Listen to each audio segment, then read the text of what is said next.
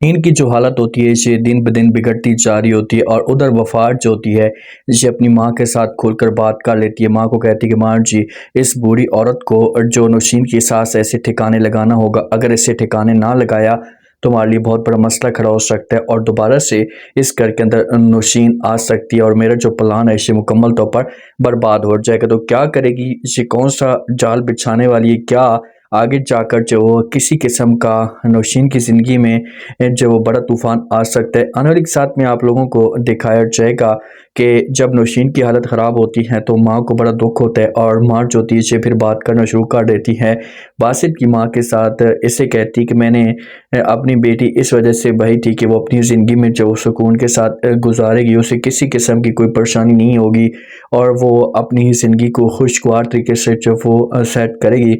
लेकिन आप लोगों ने तो और भी ज़्यादा मेरी ज़िंदगी मेरी बेटी की ज़िंदगी बर्बाद करके रख दी है।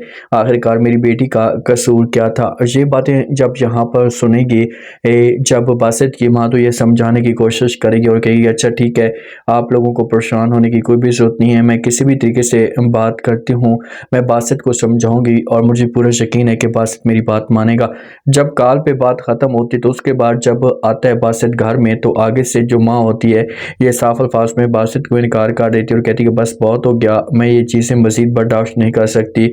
आपको हसूत में जाना होगा और जाकर जब वो लेकर आना होगा नौशीन को। आप उस मासूम की ज़िंदगी क्यों बर्बाद करना चाहते हैं, ये बताएं तो सही। और ये बासित को धमकी भी देती है कि भाई अगर आप जब वो उसको ना लेकर आए तो मैं आपके साथ बात नहीं करूँगी, क्योंकि बच्चों की ज़िंदगी का मामला है और बच्चों की ज़िंदगी बर्बाद हो सकती है। जब ऐसा की डिस्कस जारी होती है ना, तो जो वफ़ा होती है और ये सारी की सारी बातें वफ़ा सुन लेती है और आपको पता है कि वफ़ा जब ये बातें सुनेगी तो कैसे वो सब कुछ बर्दाश्त कर सकती है, उससे तो ये चीज़ें बर्दाश्त ही नहीं होंगी। तो इसी वजह से ये फ़ौरन पहुँच जाती है अपनी माँ के पास। अपनी माँ के पास जब जाती है तो माँ के साथ बातें करना शुरू कर देती है। माँ को खुलकर सब कुछ बता देती है और कहती है कि माँ जी, फिर से जो वो जो बूढ़ी औरत है ये नौशीन के बारे में सोच रही है और ये बासित को मजबूर करने की कोशिश कर रही है, बासित के साथ बात कर रही है, बासित के सामने रिक्वेस्ट कर रही है कि आप किसी भी तरीके से जो वो लेकर आ जाएँ नौशीन को। अगर नौशीन इस घर के अंदर आ गई तो मेरा जो प्लान होगा ये मुकम्मल तौर पर बर्बाद हो जाएगा। जब माँ ये बात सुनेगी तो ये समझाने की कोशिश करेगी, ये बोलेगी कि ऐसा कुछ भी नहीं है और ना ही आप प्लीज़ इस तरह की सोच रखें, उनकी ज़िंदगी है, उनका घरेलू मामला है, आपको बीच में बोलने की कोई भी ज़रूरत नहीं है। लेकिन आगे से वफ़ा इनकार कर देती है और अपनी माँ को कहती है कि नहीं माँ जी, ये मेरा मसला है और हर सूरत में जो वो मैंने अपना बदला लेना है और इस बूढ़ी औरत को जो वो इस रास्ते से हटाना होगा, क्योंकि अगर बूढ़ी औरत को रास्ते से ना हटाया तो सब कुछ बर्बाद हो सकता है। क्योंकि बड़ी मुश्किल से मेरा जो प्लान था ये कामयाब हो रहा था, तो इस प्लान को मैं नाकाम कैसे कर सकती हूँ। जब ये बातें सुनेगा यहाँ पर माँ तो ये बड़ी शॉक्ड हो जाएगी, माँ के पाँव तले ज़मीन निकल जाएगी, क्योंकि माँ ने कभी भी ऐसा नहीं सोचा था। माँ ने ये नहीं सोचा था जो वफ़ा की माँ है कि इस हद तक भी जा सकती है वफ़ा।